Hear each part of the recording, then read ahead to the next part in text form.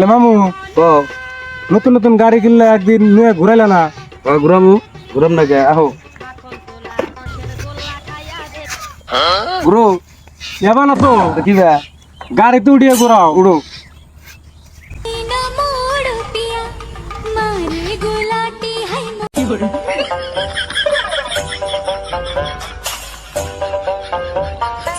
বাবা রে, এবার না তো কেবা চালিয়ে ঘুরাও।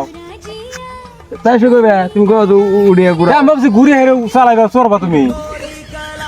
ও ঘুরাইতেছি